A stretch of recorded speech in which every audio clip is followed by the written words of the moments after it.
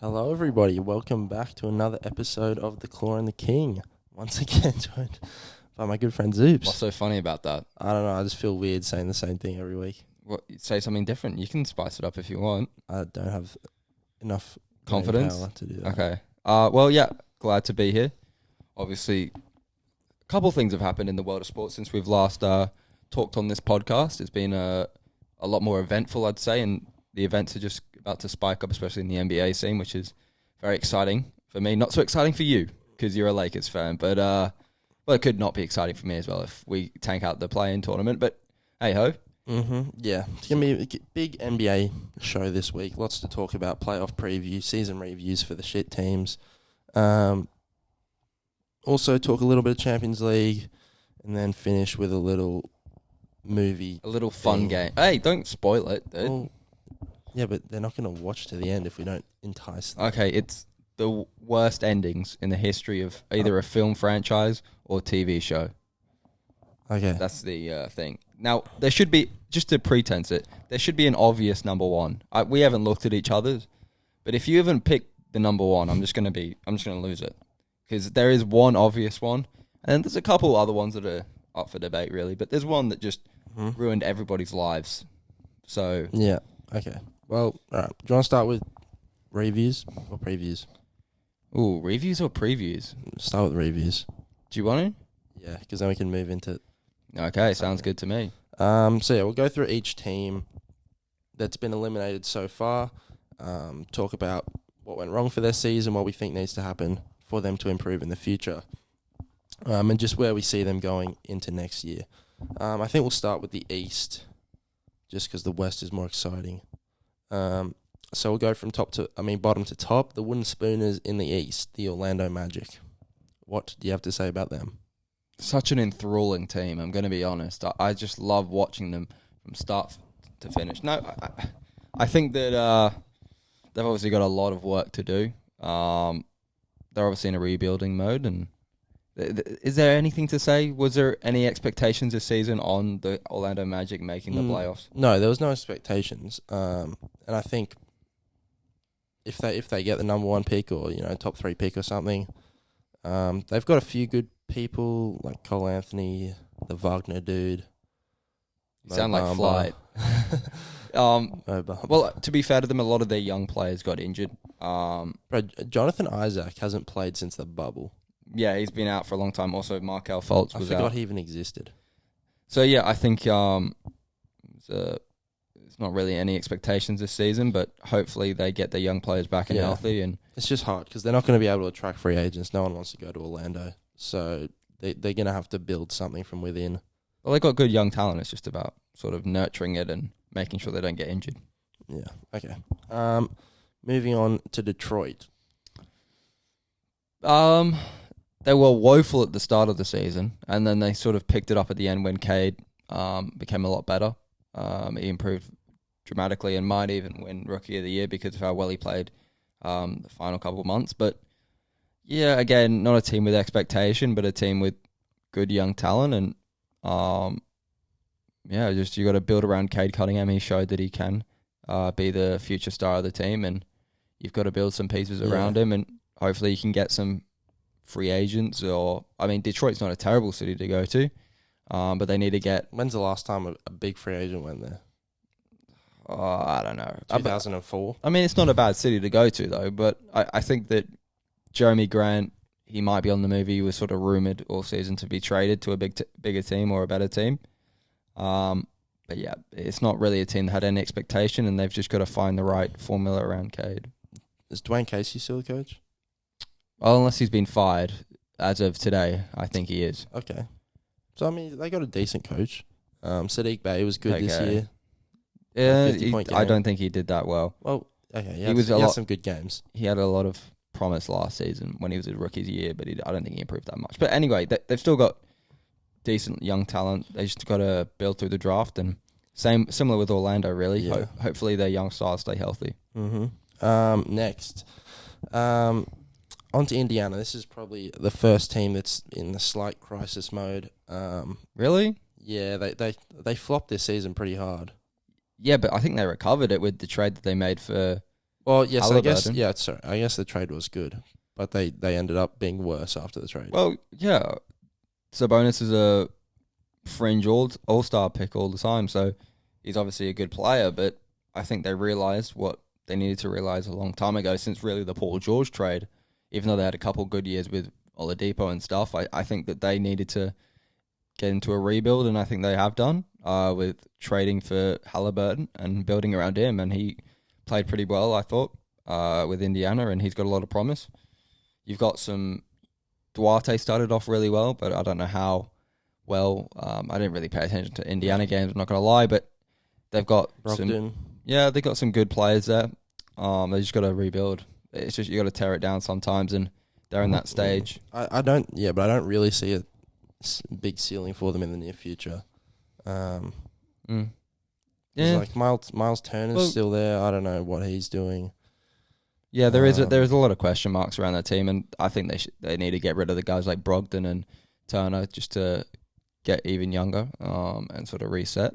But Indiana are that They're just always a nothing team. Well, Paul George sort of echoed it. He was on a podcast, and he sort of said that all they want is to be competitive. They don't really care. The team, the owners, and the people that run it, they don't really care if they're winning. They just need to be in the playoffs or in contention for the playoffs every year, and that's what they want. So I don't know if the desire there is there to sort of tear it all down and rebuild. But I think they should do that. But I don't know. I don't know what moves you make, essentially, but you've got to get rid of Miles Turner. He's been in trade rumors for at least 2 years now. So, yeah, there's not much to do other than rebuild if you're Indiana. Yeah. Okay. Move on to Washington. Washington is an interesting team. They started the season surprisingly well. They were in the playoffs for the first quarter, maybe the first half of the year. But inevitably they fell out. Once Beal went down, that was it for them. They obviously had that big trade with the Lakers last offseason. Most of those players played pretty well for them, to be fair. Obviously they traded Montrez again. Kuzma played well, which I always knew he could play well, my guy. He said he was going to be sixth man. That's not a... Well, he's pretty good now. He's not that good, is he? He's pretty good. He's okay. They got Porzingis late in the year, which is something. So hopefully him and Beal can become a dynamic duo, I guess, because that's what it sounds like. Beal wants to be in Washington, but if they're not going to make any moves that he agrees with, he's happy to leave. Yeah, there's just no way that they go anywhere. There's just no way. Beal is a good player and is a borderline superstar player, but there's no way that they have the money or the know-how to move anywhere upwards. They have no potential to win a championship or get to a conference finals or even like a conference semifinals. There's just no way that they can advance to the second round of a playoff series. And yeah, again, it's one of those teams that it's just puzzling why they want to be just mediocre. They want to just retain decent players and then... Well, they'd rather be mediocre than shit. Yeah, but being shit, you get rewarded for being shit in the NBA. So it's better to be shit than mediocre. Yeah, but because they want to keep Beal, and if they become shit, they lose Beal. But what's the point if you're going to be mediocre anyway? You might as well just reset. But you can't guarantee you're going to get a player that's going to be as good as Beal. But you can guarantee that, well, you've got to take that risk. What's the point of not taking that risk? I mean, maybe season tickets and revenue, but, I mean, you've got to want to win a championship if you're an NBA franchise, and you'll still make a profit anyway if you're an owner, and I know that's probably not what owners want to hear. They probably want to just make as much money as possible, but you've got to want to win, and you can clearly see that the ceiling on this team is nowhere near a championship level. And Porzingis, I mean, he was good in New York, but really, ever since his first couple of years in New York, he's been on a downhill trajectory.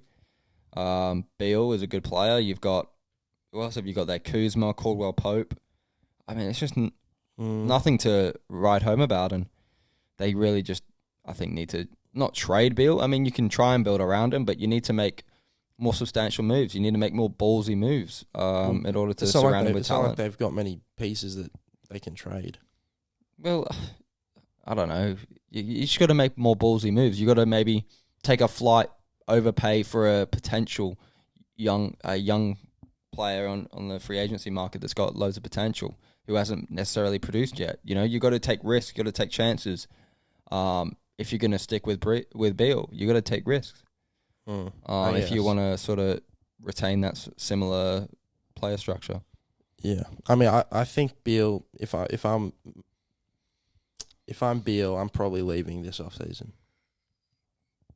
I don't think he leaves because I think he has he gets a lot more money if he stays, but I think but he's already made heaps of money. He doesn't need like I know, but I think 20 mil. I think we take sort of the human aspect out of players, and I think he has a young family.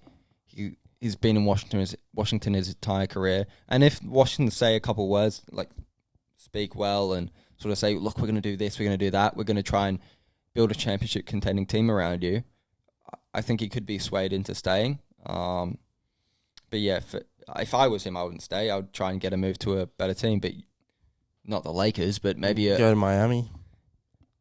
They don't have the money either. Go to sack off Lowry. Well, that's the thing. A lot of teams don't have the money because the top contending teams have already spent their money in either retaining talent or getting talent in free agency last year or the year before. So there isn't that many places to go. Maybe Toronto is an option, but not many people want to go to Canada. But yeah, I'd probably move on, but I doubt he will. I doubt he will. Moving on to the last team that missed the play-in tournament in the East. New York. Stephen A's New York Knicks. Now, I said before the season started, New York was a team that I thought would struggle this year because of the expectation they now had of making the playoffs and being a competitive team. And I thought it would just be a lot for them as a group because they're not really proven. Like, Julius Randle is not a proven star player. Yeah. RJ Barrett is still developing. They don't have a lot of consistent players on that roster. Kemba Walker, it was kind of a just sign him and pray that he can become good again. Derrick Rose is a great six-man, but, he missed basically half the year. So once he went down, their bench, I felt like, struggled. And then Tom Thibodeau's coaching, I don't really agree with, to be honest. He plays about 8 men. Like, they traded for Reddish, who has a lot of potential, and he just sat him on the bench the whole year. Same with Obi Toppin. When he plays, he looks all right, and he's sitting on the bench the whole year. So I think, I don't know, I just don't really like how Tom Thibodeau coaches. But. Well, I think we both agreed on this. We never understood the free agency moves that they made. Their DNA last year, the reason why they got to the playoffs was because of their defense, was because of their superior defense and how they could just lock teams up, and through effort plays, they could lock teams up. But people forget that doesn't come necessarily down to coaching. That comes down to personnel. And when you sign Evan Fournier and Kemba Walker, who are not good defenders, it just ruins your entire defense and start them from day one. I think they got away from their sort of identity with the signings that they made in the offseason.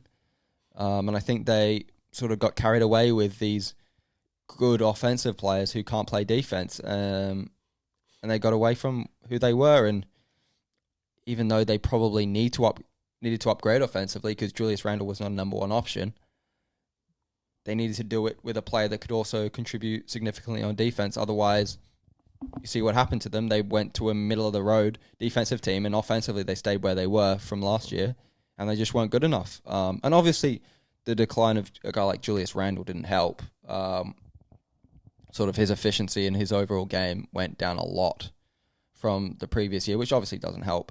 But guys like RJ Barrett, I felt improved, especially later on in the year. So I think that, and I do think there is still hope in the Knicks. A lot of sort of guys like Stephen A are sort of saying it's doom and gloom and we're going to go back into the dark ages for 30 years and stuff like that. But they do have young, talented players. Yeah, well, like Reddish, Toppin, Quickly, Barrett, they're decent young players. Randall's still relatively young as well. So there is still potential there, but they just got to figure out a way to sort of overcome the offensive shortages, and I don't know how they do that, to be honest, because they spend all their money on Fournier. They spent, what is it, $80 million? Strange decision. They're paying Randall a lot of money. So you're kind of like, where do they go from here? They won't have a great pick because they didn't do terribly. They still sort of were on the fringe of a play-in tournament, so they won't have a top pick. So they've got to really hit some picks out of the ballpark. They'll have a lottery pick. Yeah, well, they've got to hit that pick out of the ballpark, because otherwise they're going to be in no man's land again. Mm-hmm. Okay. I guess at the time of recording, I guess we can add Cleveland into this. Oh, no. Sorry, we can't. Idiot. Okay, Cleveland just lost to Brooklyn, but they still have another chance. Yeah. So we can't add them Take in a yet. chance on me. Yeah. Okay. Moving over to the West, the wooden spooners of the West and the wooden spooners of the league, I believe, the Houston Rockets. Obviously, they decided to tank reasonably early, I think. From the draft. When they decided to sit John Wall for the year, I think their intentions were pretty clear. Jalen Green started slow, but he's come on a bit lately, so there's definitely potential in Jalen Green. I don't think he's like, close to bust or whatever, but I think he's still got a chance to be good. I don't even know who else is on that team. Well, not many people do, because there are a lot of young guys, a lot of Eric Gordon's still on that team? Yeah, he's still on the team. Oh my god. It's a work in progress, and you could just tell from the beginning of the year that it was a tanking year. But I like their young players. I think they're in a different place to maybe a Detroit or a Washington, in the fact that they've got young players that have potential and have shown potential throughout the year. You got even Jalen Green, even though he started really roughly shooting-wise, but he sort of, like you said, got a lot better as the season went on. You got guys like Josh Christopher, which I like. Sengun, who was drafted last year, who I like. Is he a rookie? Yeah, he was a rookie. Okay. So there's potential there. I don't think them getting the last pick was anything other than we expected. Yeah. So I don't mind them tanking this year, because they obviously do need maybe a bit more talent. But yeah, after the James Harden trade, this was destined to happen. They were destined to be sort of tanking for a bit so they could rise again. Yeah, hopefully they do better next year. I mean, they didn't. It wasn't like they obviously tanked. They still played their best young players until the end of the season. Not like the next team, because the next team that we're going to talk about, I mean, Josh Giddey got out of the. He was injured for the last 10 games with a bruise on his neck or something. It was the most ridiculous thing I've ever seen in my life. But if you look at you talk about the OKC Thunder. I'll pull up their last team and see if you recognize any of their players. Yep. So next up, second last in the West, we got OKC. Yeah. Again, like Houston, not a team with a lot of potential going into the year, but they do have a few nice young players. Giddey performed really well. I think he outperformed what people thought he could do. Obviously, Shea is a borderline all-star, probably an all-star if he's on a good team. And other young players they have. Okay. So, you know how you were, before the podcast, you were hyping up how well the Lakers played, right? Against the Thunder. Oh, yeah. How all your young players were showing potential. Against the Nuggets. Well, against the Thunder as well. So, against the Not Thunder, really that game. you know who you played against the Thunder? No, I didn't even watch the highlights. Jalen Horde, who played 46 minutes. I don't even know this guy's first name. Zed Simpson, who played 46 minutes again. G. Kalaitzakis, who played 45 minutes. V. Krajexi, who played 43 minutes. M. Fraser Jr., who played 43 minutes. And Isaiah Roby, who played 14 minutes. So that was the team that they played at the end of the year. Well, yeah, they were clearly trying to lose those games. How is that not tanking? How is the league not just said, you are clearly tanking here? Well, maybe how is that not pulled up? Maybe everyone's injured. Everyone. Who do they not play? Go to the bottom. Who do they not play? So they didn't play Maladon Pokusevsky, Jackson Robertson Earl, Darius Baisley, Lou Dort, Derek Favors, Josh Giddey, Shea Gilgeous, what's his name? T-Man, I forgot his first name. No, Trey Man. Trey Man, yeah. And that's it. What is Derek Favors doing on that team? I don't know. They're a weird team. I mean, it's weird what's going on in OKC. It's really, really weird. But hey, tank if you wanted to. I don't know why they need to keep on tanking. They've got like 100 young players. I don't know what the point is at this point. But yeah, good on them. Well, just get some more young players. Yeah. Who needs vets these days? Obviously, the Lakers do. No, you need the opposite of vets. Anyone want to get rid of some vets? Derek Favors. I got a spot for you, man. No, I think you need players that can Come to run. LA, man. I think you need players that could run and jump, not guys in retirement homes. I think what we need to improve this team is some more vets. Oh, God. But yeah, OKC, I guess, honestly, probably similar season coming next year. Maybe the next 20 years, maybe? No, I think maybe in 3 years they could be decent. Because they get all of our picks, I think, from now on. Oh, yeah. Just for the rest of the time. Yeah. But yeah, they do have a lot of picks. I forgot about that. So why are they tanking? They got everyone else's first round pick. Why the hell are they tanking? I don't know. But yeah, we'll see what they can do in the draft this year and if they can assemble a decent roster. They'll have like 100-man team. They'll just have all these like young players in the team. I don't know. Send them all to the G League. You'll have to buy the entire G League just to put their friggin' roster in it. Okay, moving on to Portland. Portland, obviously, not a great season for them. They came in with, aspirations of running it back one more time with CJ and Dame. Obviously, Dame didn't play much this year. Was bad when he played. He was bad at the start. He was all right for a bit. But then, missed the majority of the year. CJ, obviously, getting traded midway through, basically for nothing, really. And then Norman Powell getting traded for nothing as well. The robbery of a century. I mean, my God. Yeah, it's just a bad year for Portland. They made some bad trades. They looked bad. Apart from Anthony Simons, their whole team looks trash. Damian Lillard has got to be the most stubborn dude I've ever seen in my life. It's called loyalty, buddy. It's called having some balls in you. No, there's loyalty and then there's stupidity. It's called being a man. A man's man. No, I think obviously their strategy changed during the season. I think at the start of the season they were sort of hoping that they could maybe make a surprise playoff run and they could maybe win a championship. But I think they sort of realized early on that they needed to blow this thing up. And we've been saying, and everyone's been really saying for ages that they needed to blow it up, but they just never really believed it until now. And the robbery that we got Norman Powell for was the most absurd thing I've ever seen in my life. What? And Covington. Well, I mean, Covington was played. Did you see he scored like 41 points in a game? Yeah. It was the most ridiculous. He broke like a 3-point record. It's crazy. But yeah, him and Norman Powell, we traded for Keon Johnson, Eric Bledsoe, and who else? Justice Winslow. Is Eric Bledsoe on the Blazers?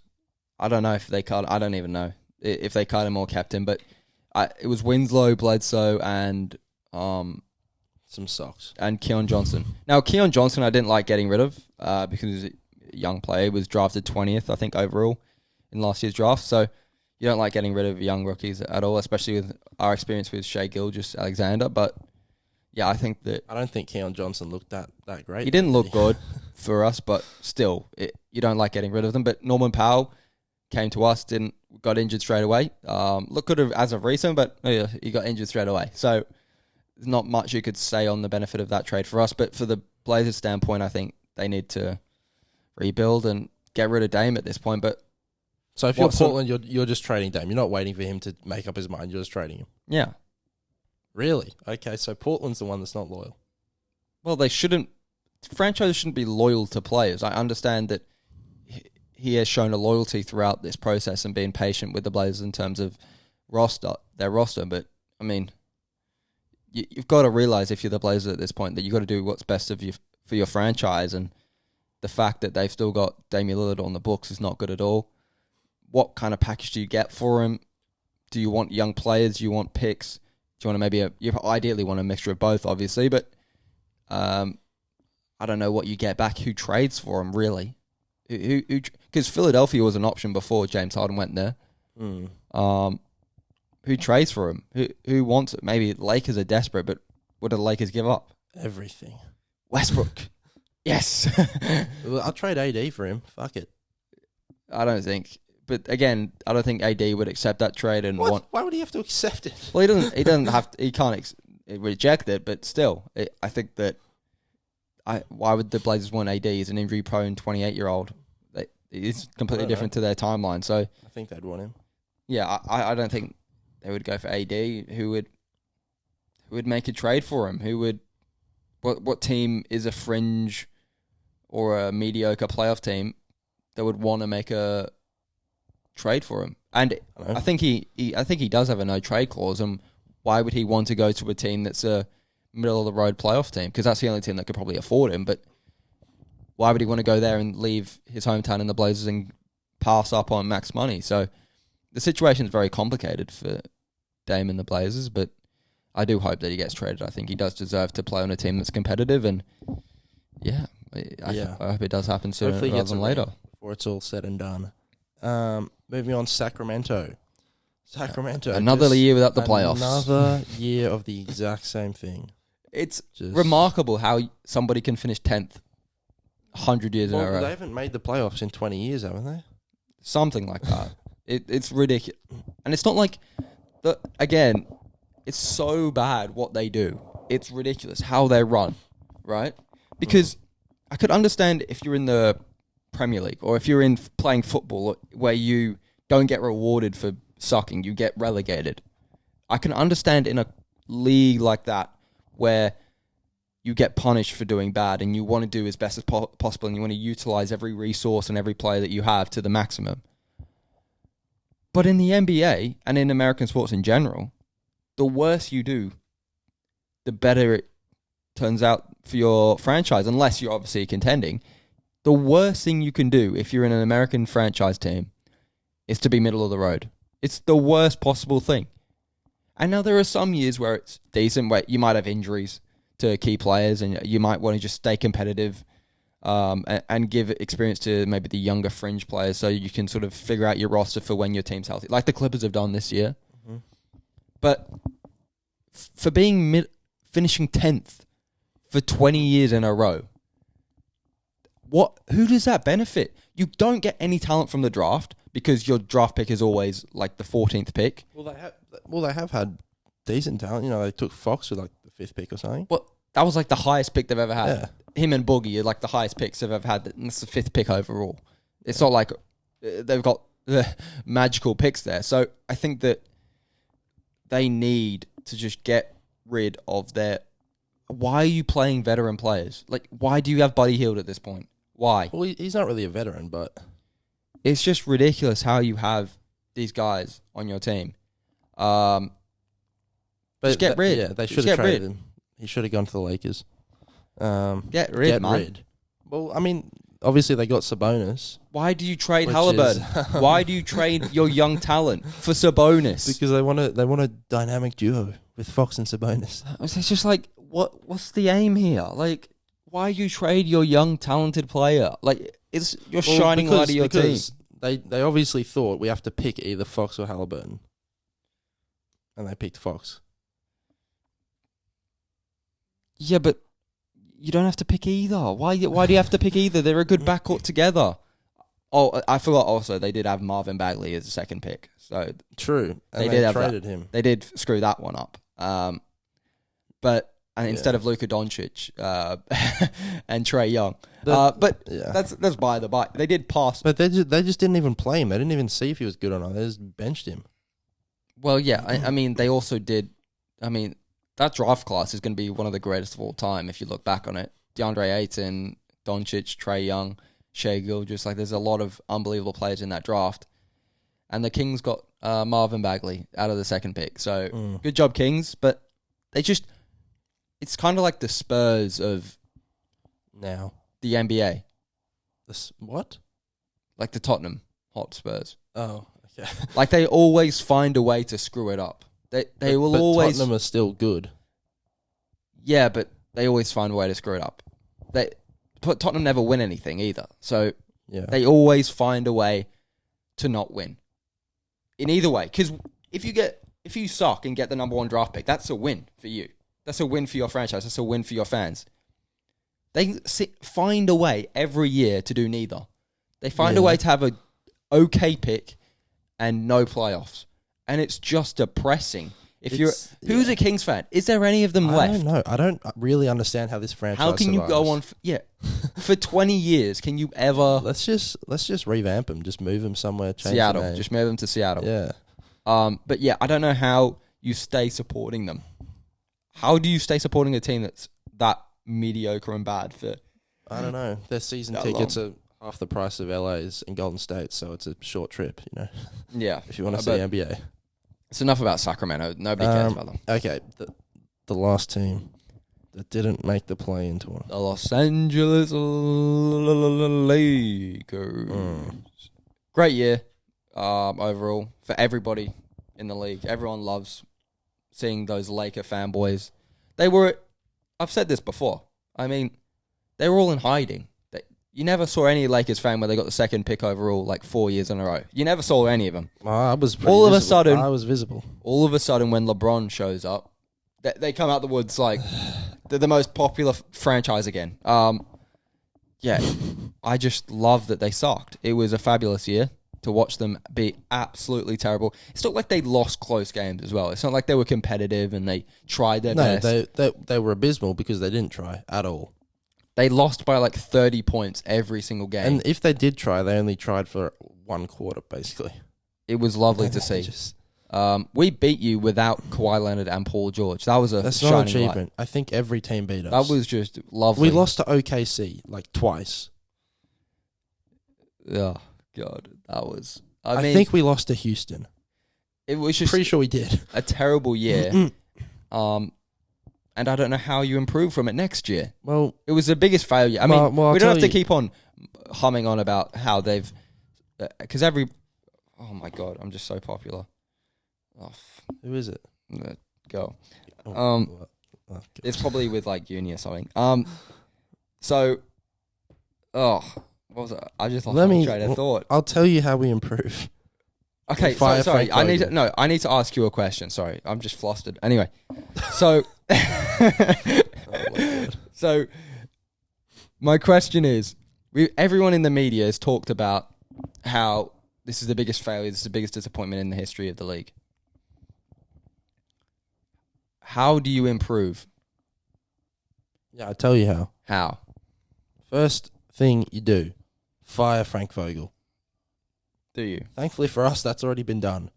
Has it? Yeah, it's been done. And it should have been done a year ago, to be honest, or even halfway through the season. Maybe something could have been salvaged.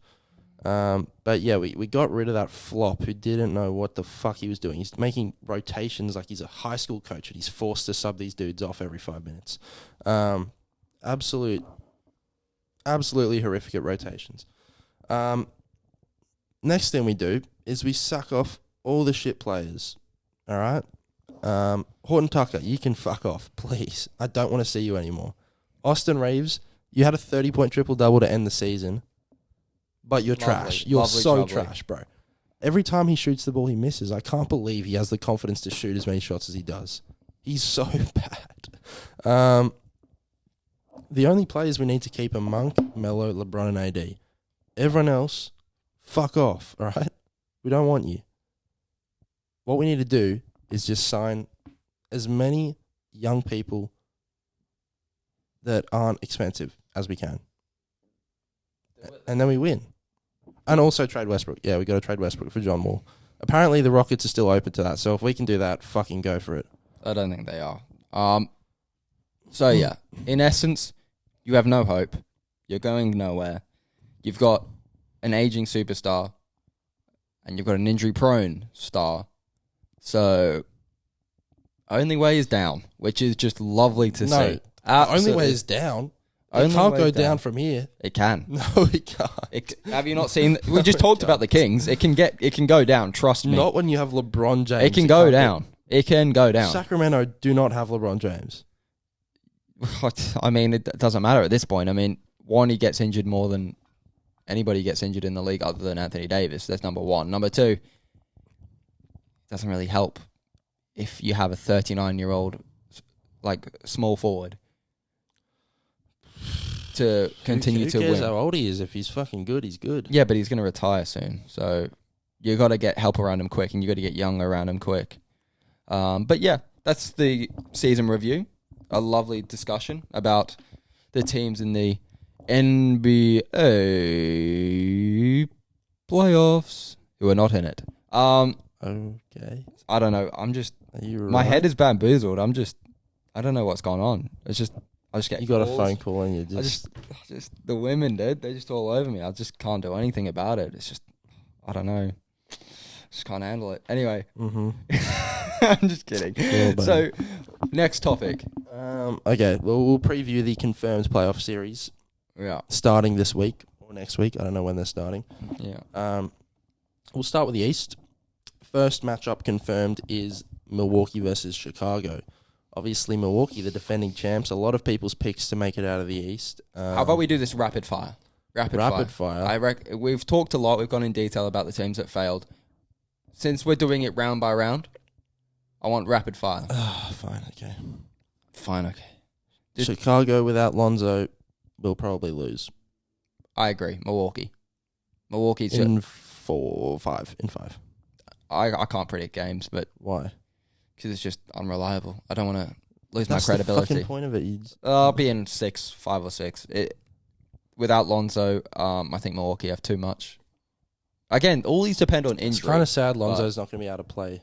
Because he's never played in the playoffs before, and now he's... Yeah, but it doesn't really matter anyway. I think they'd lose anyway, because I think Milwaukee are a top team in the East, and they're probably my favourite to come out of it. So. Okay.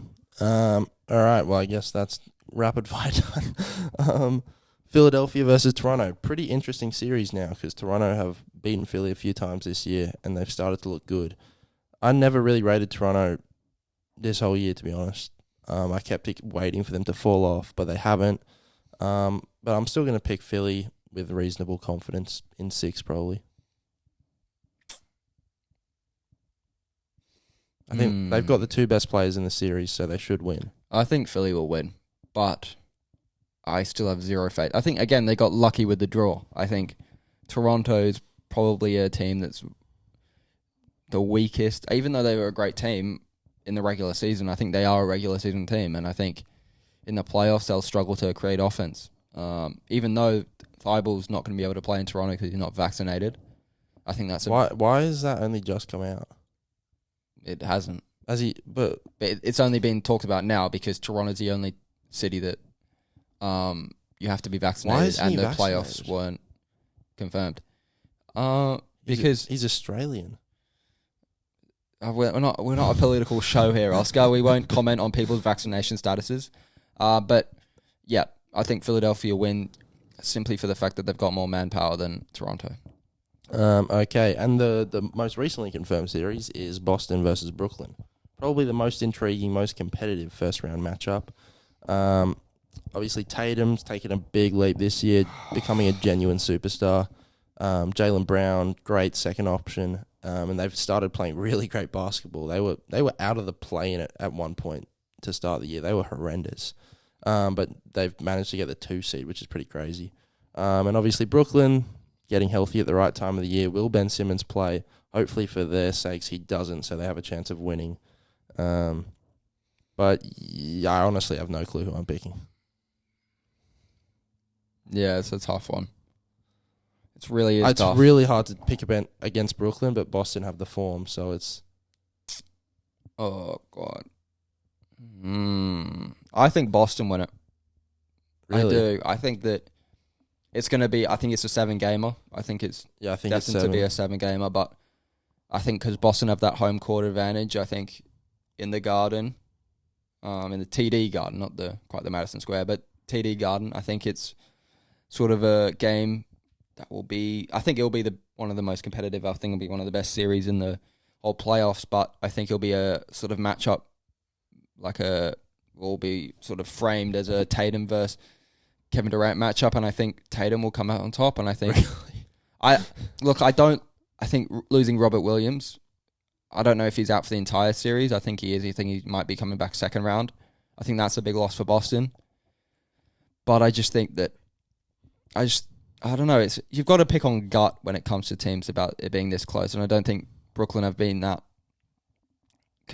consistent all year. So I think Boston might pull it out. It might be similar to the Milwaukee-Brooklyn series last year, I think. Yeah, I'll take Brooklyn just because I picked them at the start of the year to win it all. So I'll just stick with my pick. You also picked the Lakers to make the finals. So yeah, I did, but if I could stick with that pick, I would. But unfortunately, they're out.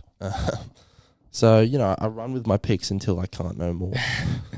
You're loyal. Yeah. Okay. Moving over to the West. First confirmed matchup: Golden State versus Denver. Denver. Will Curry play? If he does, I think they win. If he doesn't, I think Denver win. Wow, analysis of the century. Mm-hmm. I think everyone with a brain thinks the same. So, next one. Okay, next one. I mean, that's the most easy one to say. If Steph Curry plays and he's healthy, they win. If Steph Curry isn't healthy and he doesn't play, Denver wins. It's just that simple, really. Okay. Now, Dallas and Utah. I think this could go 7. This is probably a close series. Two teams eliminated by the Clippers last year, funny enough.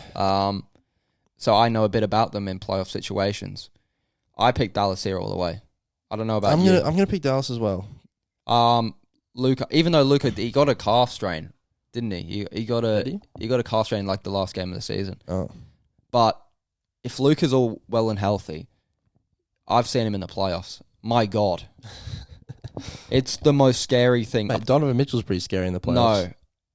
No. I've played Donovan Mitchell in this game. It makes me...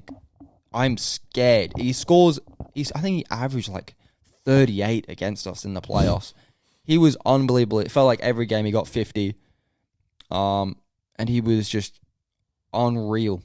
And completely carried them and nearly beat us, really. If it wasn't Kawhi Leonard in that game 6, where he was unbelievably clutch, we wouldn't have won that series. And I think that Dallas have been a team for a long time. They've been underrated. And I think, unluckily for them, they can't. I know it's not a thing like the Clippers. Oh, yeah. I'm not hyping up the Clippers here, but I think unluckily they've come up against the Clippers, who, when playing their best, are a very talented team. And I think matchup-wise, they haven't played against a team like Utah yet, or a team like Denver, if you know what I mean. They haven't come up against a team which is a more competitive series where, in terms of star power, it's quite equal. Yeah. But I think that they have Luka Doncic, and I think stars win series, and I think this is an unbelievable playoff player. Yeah, because this is the first year that I think Luka's had home court in a series. So I think that'll help. And I think Utah, they have looked shaky at the back end of the year, losing a lot of leads. Quinn Snyder's on the outs, apparently. Donovan apparently wants out if they lose.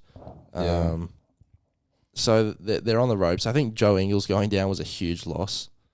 Here we go again. Not just for more jingles, not just for propaganda. his on the court stuff, but for his locker room presence. I think he was a great guy for them. So yeah, I think. I mean, it remains to be seen how this 3-guard lineup will work in the playoffs with Brunson and Dinwiddie. And it's hard because Dallas only really do have one star, where I think Utah's deeper with Gobert, even though I hate him, and Conley, Bogdanovic. Just play small against Gobert and you'll win. Yeah, but I think Utah have probably got the second, third, fourth best player in the series. Yeah, but their number one is by far and away the number one. Yeah. I do like Dallas. I do like Dallas's role players as well. I do like, even though they're quite sort of, you don't talk about them a lot, but Dwight Powell I think is a good player. Finney Smith's good. Finney Smith, even though he's overpaid, like fuck. I mean, Jesus Christ, I wish I could get his money, but they've got a lot of good, solid role players that fit around Luka that can shoot, and also very athletic as well. So I picked Dallas there just because I've seen Luka Magic in the flesh, and God, he's scary. I mean, we had Kawhi Leonard, Paul George on him every Nicholas play. Batum. Nicholas Batum on him. I mean, we put everybody. God, if you can score on Batum. Batum's a good defender. I don't know what you're talking about. You are up there. No, but we put literally some of the best perimeter defenders in the league on him, and it didn't even matter. He was that dominant, and that tricky and that good with his feet. So I just think if he can dominate this series, I think Dallas wins. Okay. That wraps it up for the B-ball talk Yahtzee this week. quick little Champions League review and preview. Quick review. Obviously today, I don't know what this podcast probably coming out on the same day or the day after, but the Chelsea lost to Real Madrid. Even though they won the game, they played very well. They lost in extra time to Real Madrid. Tough one. I just think that Mendy's mistake in that first leg was crucial and was the reason why they ultimately lost. And that's what happens in knockout matches. You make mistakes, you lose. So, yeah, and then Bayern lost to Villarreal, which is just shocking, really. I mean, and it's bad for us because the worst thing that could possibly happen... Yeah, but, I mean, the worst thing that could possibly happen is a Liverpool Man City final. I mean, my God. Could it be any worse for a Man United fan? Watching us be the worst team in the world, it'd just be utterly embarrassing. And then seeing Liverpool and Man City in a Champions League. I mean, who wins that? Who do I go for in that? Do I just not watch it? Do I just not care? I mean, you can't even not care because if Man City win it, we no longer have the European glory over them. We no longer have that Champions League trophy over them to hang over them. Well, you have multiple. Yeah, but we can no longer say you've never won, a Champions League. We can never no longer say that. And then if Liverpool win it, that's our biggest rivals winning a Champions League. Another one that could, I think that's two. That'd be two more Champions League than we've won. So that's another bad thing. It's just a lose-lose situation, and you want the best teams to push it through and make it through to the next round to challenge with Liverpool and Man City, but it seems destined to happen, and it's just so depressing to see. Speaking of Man City, they've got their second leg against Benfica, I think, tomorrow. They're going to win. Which they'll probably win. And then Liverpool have got their game again. So is it Liverpool, Man City in the semis then? No, Liverpool and Man City are on opposite sides, so they will be... But they're both playing tomorrow. Yeah. So that's the same side, isn't it? No, but the schedule's not made like that. It's different. It's mainly just... It doesn't matter anyway. But anyway, that was a game from today, and hopefully that Liverpool lose to Atletico Madrid. I think they're versing... Are they versing Atletico Madrid? Oh no, Liverpool are versing Benfica, isn't that, aren't they? I've mixed them around. Man City, I think, are versing... Man City are versing Atletico Madrid. My bad. And then Liverpool are versing Benfica. So hopefully Benfica can surprise all of them. Yeah, let's go Benfica. Good on you. So that's my football talk. Yep. For today. Shout out Benzema. And Ten Hag is officially signed, so that's... Well, he's not officially, but he's basically signed for Man United, which is great. So all hope is restored. No, it's not. We're still a shambles, and it's still embarrassing to watch Manchester United. Anyway, do you want to move on to the final game? The final game. Okay. The main event of the evening. Yeah. Even though it's 12 o'clock. It's time. It's time. 5 rounds. All right. So, top 3 bad endings to TV shows or movie franchises. Do you want me to go first? Do you want to do like your 3, your third, then my third, then your second, my second? Okay. I'll do my... God, just bitch. Shut up. You're kidding. Okay. So my third is Avengers Endgame. What? I found it the most... That is the most casual thing I've ever... Well, look, I'm not a big Avengers fan. I'm going to say that. I don't think it's real movies. I don't think it's real. I think it's make-believe. Mate, you've cracked the code. You don't think it's real. Brother. It's actually not real life. I don't think Ant-Man exists. That is... I didn't like the whole sort of, we'll just invent time travel and let's go back and change it all. Like, I didn't like that. I just found that just really, really weird. It was just like the most boring answer. I just wanted like the rest of the people to be, like the end game to be killing Thanos. I wanted that to be the end game. They did kill Thanos. Yeah, but that was like the start of the movie. And then they killed him again at the end. I wanted the end game to be just not them doing the most simple, we'll go back in time and save everybody. Like, it just sounded just so like, oh god, it's just so obvious, and it seems so not scripted, but it seems so. Wow, the movie's scripted. I didn't mean to say scripted. It just seems so plain and boring and such a cop out in terms of writing. So I didn't like the end game. I loved the movie before it. I forgot what it's called. Infinity War. I loved that. I thought that was probably the best Avengers movie of all time. But yeah, I just never liked the end game. I just found it easy. I found it stupid, and it was just not interesting. I just didn't find it interesting. Okay. I think Infinity War was way better than Endgame. I just felt like with the biggest movie franchise of all time in terms of cinema numbers, in terms of gross numbers, in terms of everybody watching, the biggest one of all time, I think you can agree. Yeah. To end it like that on such a meek sort of tone, it just didn't feel like... It felt like Infinity War was the ending. It felt like Infinity War was the movie of that sort of saga.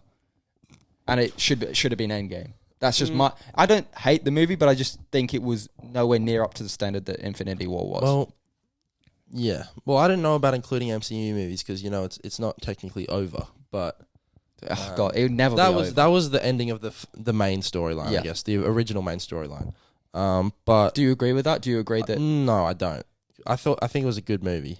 I don't doubt it wasn't a good movie, but I just think that the way, in comparison to Infinity War, it just was nowhere near the level. I mean, it was cool going back to the other movies and seeing them go behind the scenes, interacting with different characters from the original movies. And then the battle at the end was pretty cool. So yeah, I didn't... It was probably not my favorite Marvel movie, but I definitely wasn't like, oh, fuck, this is band-aiding. Well, I've got to pick big scale. I'm not going to pick fucking like your average French film festival fucking movie, am I? I'm not going to be picking on some small fucking director or movie. So, yeah, what's your third? Okay, my third is Game of Thrones.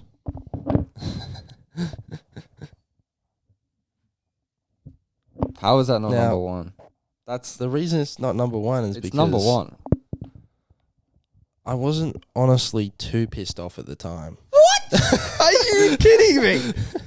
Are you high on drugs? No, now I do admit they clearly fucked it up, right? They Oh, really? clearly- Thanks for the fucking insight, bro. And as time goes on, I am quite unhappy with how it ended, but I don't know. I just wasn't as angry as other people when I was watching. I was like, Oh, there's hot people in it. It must still be good.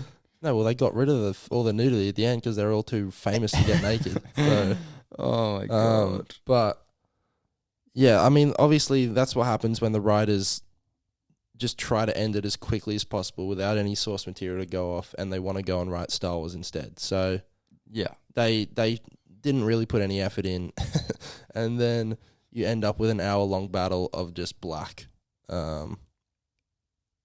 I mean, I'll talk more about it because Yeah, I think it's pretty obvious that it's going to be later on in my list, like Yeah. it should be I mean, for everybody. Yeah. We can talk about It's the a biggest- long time. There's a lot of storylines they messed The up. fact that it could have been the greatest TV show of all time and the final season ruined it is just proof enough that it's up there. So that's number 3 for you. I don't know how you have it number 3. I've picked Star Wars for my number 2.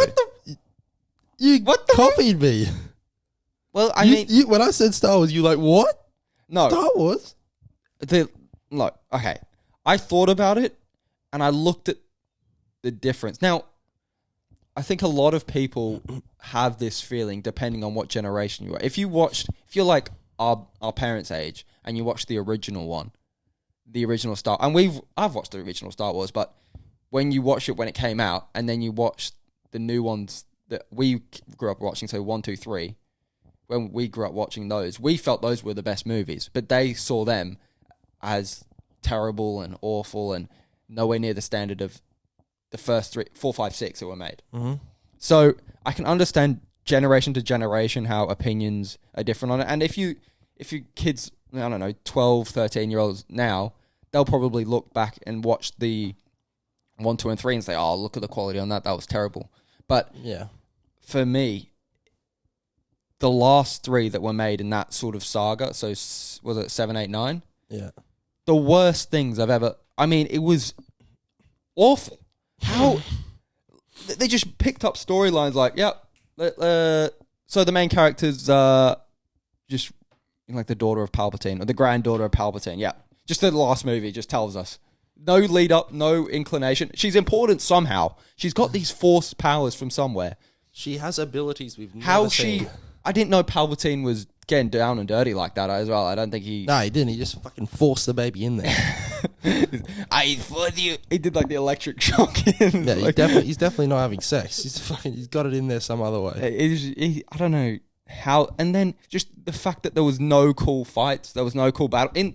That's probably the one redeeming thing about 1, 2, and 3 for me was the epic sort of lightsaber battles that you had. The Darth Maul one, obviously the Obi-Wan and Anakin one is the most sort of well known.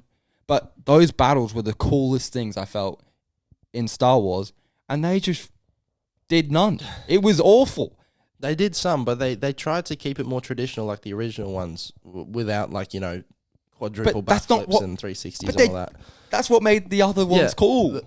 We like that, right? But some people prefer more sword fight shit than unrealistic stuff. And then the fact that, look, I don't hate on women being the center. I love when women are the sort of lead roles, but this one was so boring. Before we go any further, I love women in lead roles. I don't know. I think she's a great actor, but I just think the character that they made for her was the most boring piece of crap I've ever seen. It was boring. Who was the other main guy? I don't even know. Finn. What was his storyline? What happened? I can't even remember what happened in them because the character arcs and the storylines are that screwed up, and that I feel like they just lumped a bunch of scenes together and they filmed in Star Wars costumes, and then they called it a movie. It just had no storyline, had no story arc. There was a new main important character every single movie. It just never seemed like it connected. From 1, 2, and 3, I felt like the connection between them you could see was obvious. And it's because George Lucas was in charge of it.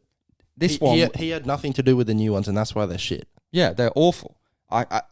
You may say, well, the guy who did Anakin in 1, 2, and 3 wasn't the best acting. You can pinpoint a couple things in that, but I still felt like the character arcs and the storylines and the lightsaber battle, so the main important things about a movie or TV show were still there and were still present. But this one, it just felt like a bunch of cool graphics lumped together with boring characters. It just never interested me. Kylo Ren never interested me. How he was interesting at all. You never got deep, really. I mean, you knew that he was a son of Han Solo, but I mean, it wasn't really interesting. You never really went deep into it and why he did it.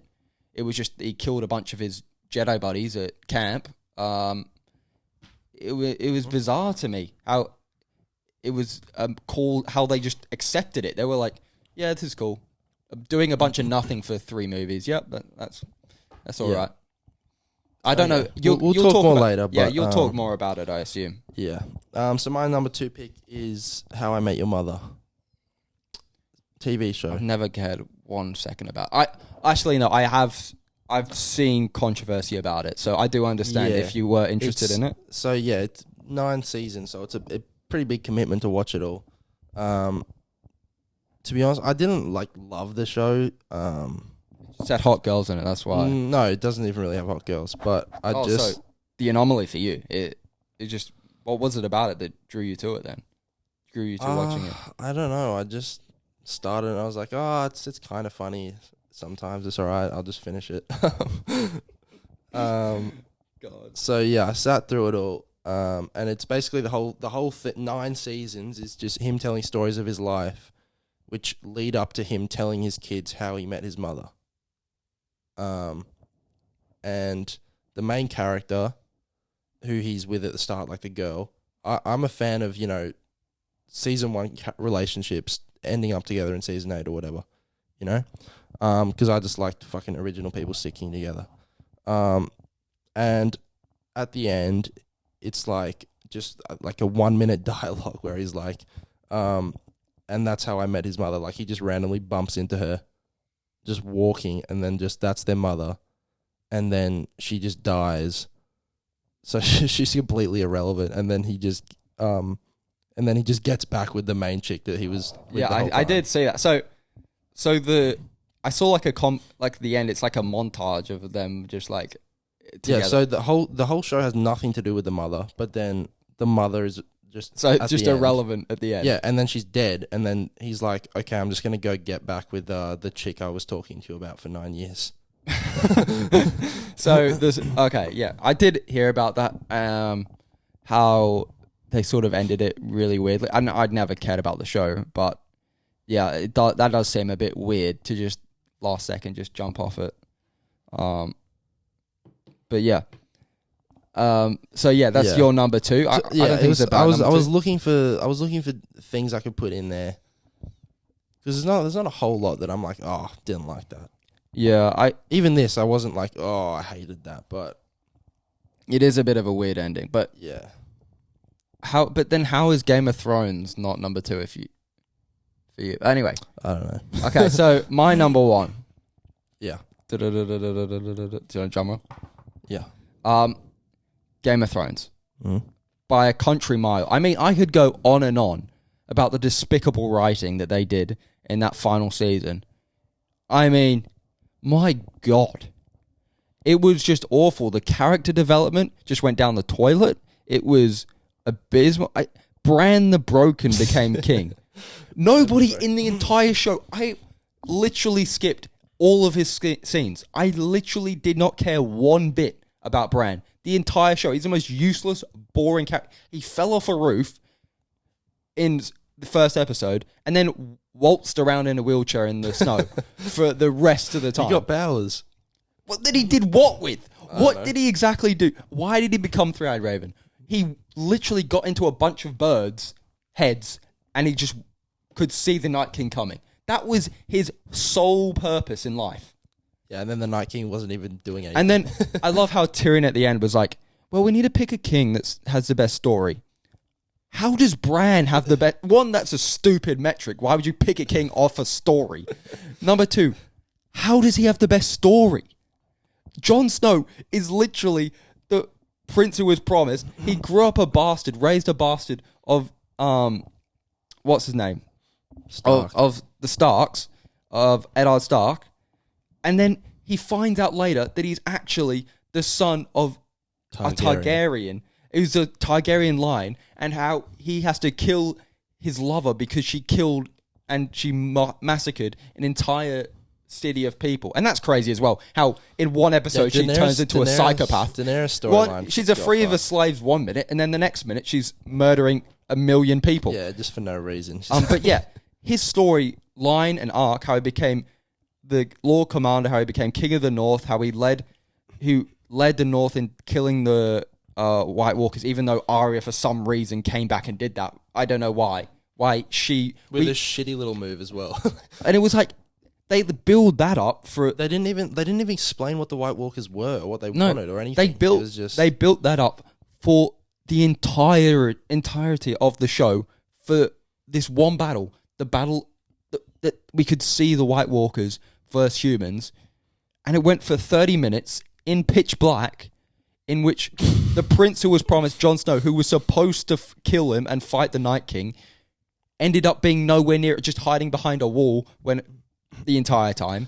And Arya Stark just jumps out of nowhere and kills it. It was just talk about lazy writing. And the thing with season 8 is they gave everybody plot armor, which is the thing that was so great about Game of Thrones, was that anybody could die at any time. Yeah. And because there was shots in the battle where Jaime was literally being suffocated by hundreds of zombies, and then the next shot he's just fine. Yeah, it's like how the fucking fat dude stays alive the entire Sam Tyler. How he literally survives. It's like one guy died in that whole, one main character died in that whole battle. It's like everybody should have died, essentially, apart from maybe 1 or 2 main characters.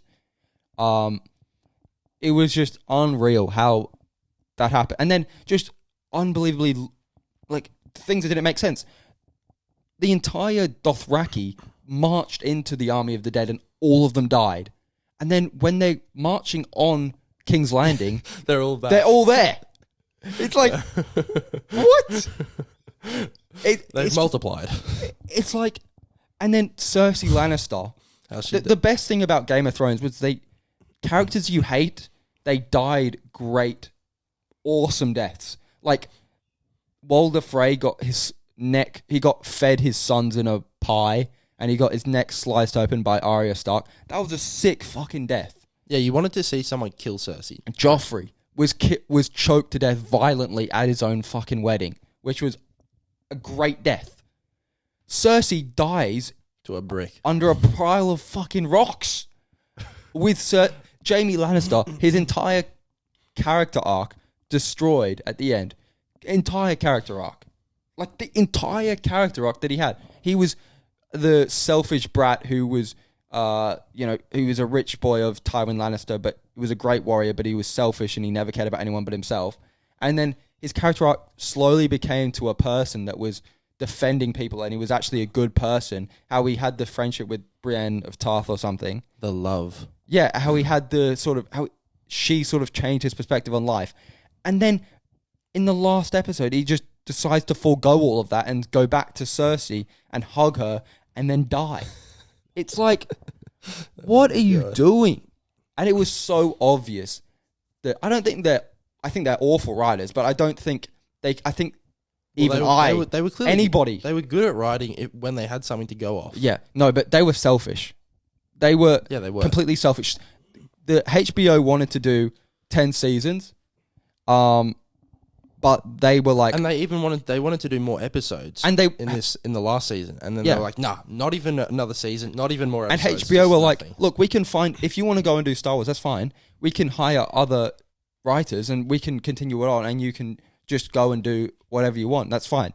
But they were that selfish and that sort of up themselves that they wanted to ruin our lives with this dross. That they were like, no, we're going to be the sole creators of this. We don't want anybody else being credited for Game of Thrones. And I think the fact that they were sacked from Star Wars was unbelievably funny. And they got a Netflix deal. They haven't done anything with Netflix. They've just been sitting around. Netflix signed them to a $200 million deal or something. $200 million. And they haven't done anything. Absolutely nothing with it. They haven't created anything. And the awful writers who got selfish and rushed it. They rushed it. And look, I can understand. And they've said this before, how it was just got draining at the end, how they were working on it 24/7 for 8 years. Everyone else wanted to make sure it got done. Yeah, but like the actors were HBO literally said, look, we can get other writers in. We can extend it without you if you feel like you want to go into something else and try something new. But the fact that they torpedoed it for their own selfishness just makes it number one in my book. It makes it number one by a country mile because of the selfishness that they displayed and how they really didn't care about anyone but themselves and themselves doing well. So, yeah, I have no doubt that this is number one by a country mile. And the fact that these other ones, like How You Met Your Mother and Star Wars, yeah, they were made poorly, but there were no expectations. Well, there were expectations of Star Wars, to be fair, but it wasn't egregiously bad. Game of Thrones was on track to being the greatest show in the history of television. But because of season 8, I can't watch it because I know how bad it ends. I can't rewatch it because it ends so poorly that it just frames all the characters in my mind in such a negative light. It was on track for as I say, greatest show of all time. Won't be the greatest show of all time because of how bad the last season was. That's why I have Star Wars at number one. Because But Game of Thrones was way bigger than Star Wars. No. Star Wars is the biggest movie franchise of all time. But Game of Thrones was the biggest TV show of all time. Well, movies are bigger than TV. Not necessarily. Well, I think it was more egregious. Episode 9 was possibly the worst thing I've ever watched in my life. I tried to watch it again on Disney Plus. I got through about 15 minutes and it just made me furious. I couldn't watch it. Now I'm probably a bigger Star Wars fan than you, so it means a little bit more to me how badly they fucked up this franchise. So when Disney bought it, they started it off. Episode 7, I don't mind Episode 7. It's a decent movie, I think. It's a carbon copy of A New Hope, but it's a decent movie. They didn't do anything egregiously bad. The main issue with this trilogy is that they didn't write out a 3-movie script or a plan or anything. Yeah, didn't they chop and change directors? Yeah, before and they stuff? started. So they made A New Hope. They sacked him for some reason. They brought in a new guy who was like, fuck what you were doing, mate. I'm going to start a new story. And then they sacked him off because everyone hated that movie. And they brought the original guy back and he was like, fuck you, bro. I'm sacking off your shit. And he made another movie. So they killed Snoke, who was meant to be the main bad guy. They killed him in the second movie for no reason. And then they just brought Palpatine back, which is the laziest thing I've ever seen. Completely devalues the first 6 movies, which is the overall story of how Anakin and Palpatine go at it, and eventually Anakin destroys Palpatine. Yeah, how he just comes back from the dead. Just completely devalues 6 entire movies. Just he's alive somehow, and he's making puppets like Snoke do random shit for him. It's stupid. The whole movie is horrendously bad. The fact that the whole plot point of the movie is we're just going to follow an object to another object to another object that's going to lead us to some sort of object that's going to lead us to a planet. It was just some stupid quest movie. Like Finn and Rey, no, not Finn and Rey. What's his name? Kylo Ren. No one cares about their relationship. Why are they in love with each other? They're fucking enemies. It makes no sense. Yeah, what are they doing? It was so surprising. It was like, no, it just sprung up. They were like, yeah, I'm gonna save you now. It made no sense. And then Rey's a Palpatine. Okay, sure, cool. Whatever, like, we don't whatever, bro. Because she was supposed to be like the daughter of like I don't know, she was a Skywalker or something. Well, at the end, she's like, I'm a Skywalker. You're fucking not, you idiot. You can't just call yourself a Skywalker. And the reason they had to make her a Palpatine is because they had to give her some sort of famous last name is because they gave her fucking every single skill ever without any coaching or anything. She's just the most powerful Jedi ever. Like, she's got new skills. Yeah. She can heal people. We've never seen that before. She can do every single fucking thing without any training. So it was just stupid. And I just hated it, man. Like, Finn did absolutely nothing. He went on a shitty side mission with that Asian chick that no one cared about to like a casino planet. Yeah, and like, what the hell was that about? It was, it was very bizarre. I will say that, but for me, Game of Thrones is worse because of how unbelievably great it was and how much everybody loved.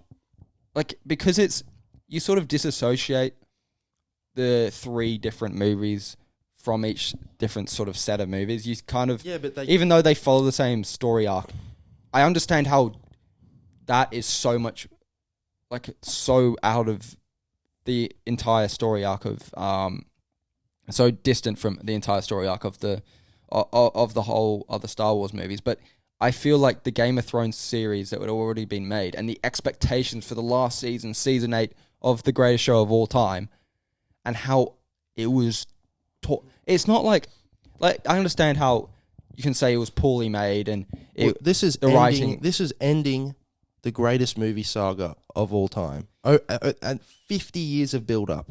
Yeah. 50 years. And it just makes absolutely no sense. He goes like this and he gets 1,000 spaceship army to come out of the ground, out of nowhere. Yeah. It's fucking stupid. Like, the whole movie is stupid. It makes no sense. Well, they were bad. I will say that. And they were pointless, and they did seem like 3 just separate movies made. However, I don't know. I just, because I loved Game of Thrones and the anticipation for it, and you had reason to. The thing that I think is the Star Wars ones. You had reason to expect that the last one was going to be crap because of how bad the second one was, and how, even though you say it was okay, the first one was still mediocre. So you had expectations that, okay, Disney have kind of taught this or torched this, so you might think, it's not going to be great. So the expectations are still low. The season expectations for the final season were sky high. People thought this was going to be, it was the most, you spent so much money. It was 1.5 hour episodes.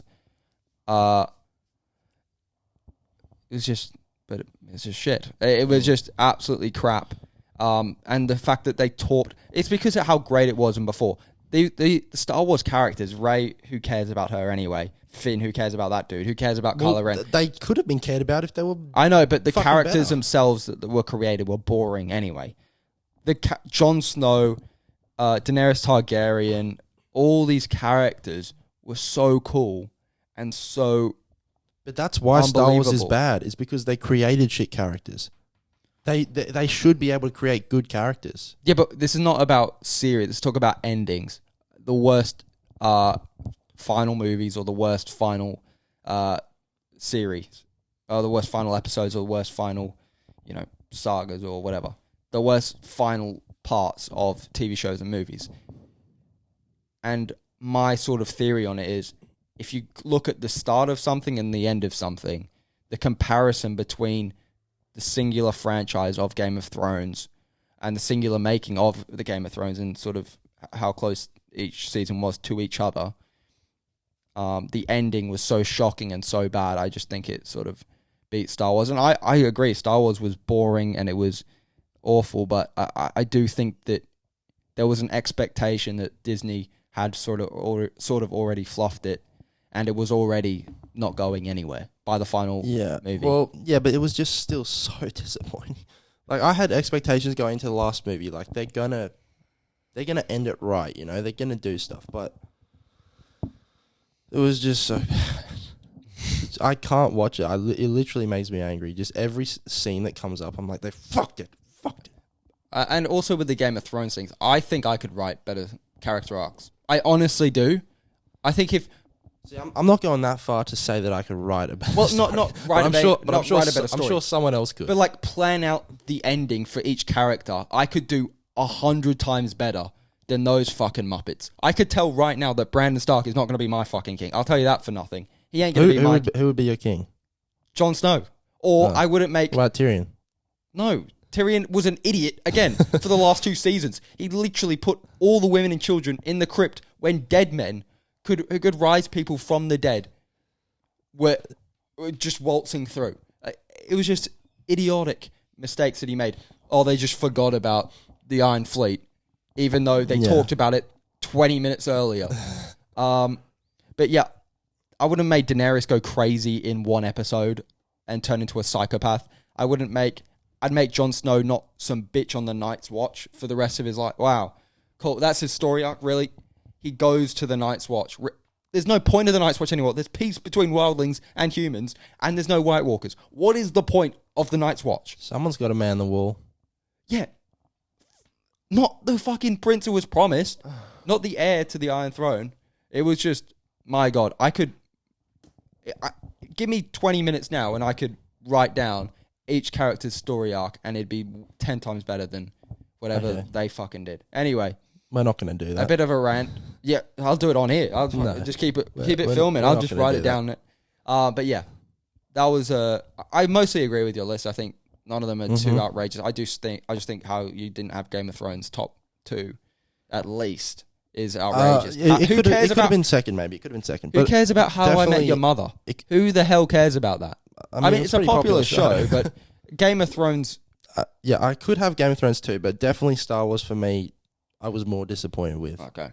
Well, that was a good chat today. A lot of sports to sort of preview and discuss, and a bit of a fun sort of discussion at the end.